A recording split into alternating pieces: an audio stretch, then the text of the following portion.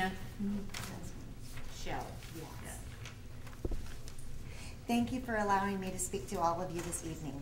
I am the parent of a deaf child. My son Micah was diagnosed as profoundly deaf at 1 year of age at UNC hospitals. He was fitted for hearing aids and later received one and then a second cochlear implant. Micah is 10 years old and has just completed the 3rd grade, speaks fluently, reads on grade level, plays with hearing children, orders his own meals at restaurants, and he plays the piano. That's where he is tonight, is at his piano practice. You may say wonderful, or that is amazing, but let me tell you, wonderful and amazing don't come easy. Micah has worked very hard to overcome incredible obstacles and would never be where he is today without the services provided by the CASTLE program in Durham, North Carolina. CASTLE stands for the Center for the Acquisition of Spoken Language Through Listening Enrichment. In short, CASTLE teaches deaf children to talk. It trains their parents to facilitate this learning at home and trains educators throughout our state how to teach deaf children in their own schools and counties.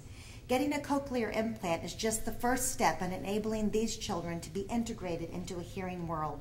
Much time and effort by professionals and families must be invested in these children as early as possible so that they may grow up to go to regular schools and have all the higher education and job opportunities as every other child in North Carolina.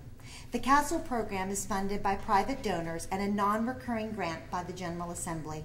As a parent of a deaf child who falls in between the cracks of the deaf community at the deaf schools and the hearing children who just wake up and know how to talk, I beg the General Assembly not to cut these funds that enable deaf children to learn to talk and train teachers all across our state to deal with the new technologies that are available for deaf children, making them a viable part of our hearing world, and in the long run, enabling them to be self-sufficient and not a burden to our state. I think we would all be in agreement that as a community, it is our duty to help those with disabilities become all that they can be. And these children only want your help for a short time. Trust me, if you teach them to talk, they will sound like every other kid. I can do it by myself. For many years, those who teach the deaf have been focused on teaching sign language. This will let a child communicate, but only with other deaf people. We have chosen to raise our children in the hearing world, and it takes a different set of teaching skills to make this happen. CASTLE has these skills and is spreading them across our state by training teachers who come to the CASTLE program and learn hands-on how to bring about, as I have said before, amazing results. My son Micah and all the other parents of the hundreds and hundreds of children who have been helped by the professionals at CASTLE, thank you for your time and ask you to please save money in the long run by spending money now on House Bill 24 and Senate Bill 61. Thank you very much.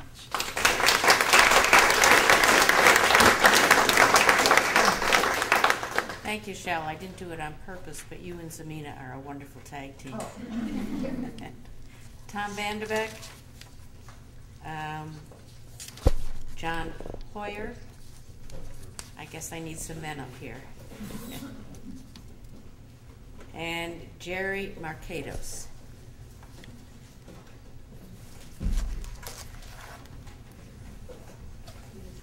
Hi there. I definitely didn't plan on speaking tonight, but I spent the day in budget negotiations in our county, and I'm very moved, especially after reading the News and Observer's the new cuts proposed by the state today, and hearing from a number of departments in our county, and I'm very concerned about proposed cuts to education, teachers' cuts, programs such as Smart Start, More at 4. I mean, if we're trying to extend our infrastructure and patch it up in these extreme times, you don't want to demo the foundation if you're trying to keep the house going. You're trying to keep it afloat. And our children and are vulnerable and this, I mean, studies show, I mean, you got to invest in the children. And if we take out that foundation, we're definitely cutting our future short. And I just see a lot of new pass down of unfunded mandates, expenses that our county is going to have to pick up as the state cuts this. They have a lot more options than we do as far as raising revenue. And I would hope that they would consider those things. Moderate cuts to their employees, more furloughs, freezes, some consideration of doing the sin taxes. I think we have to go there.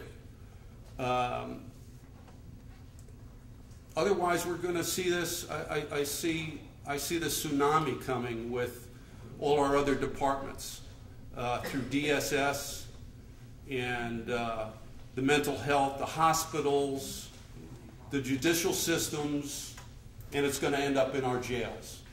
We're already teetering on borderline, and I'm sure we're not the only ones as far as how many people our jails can hold.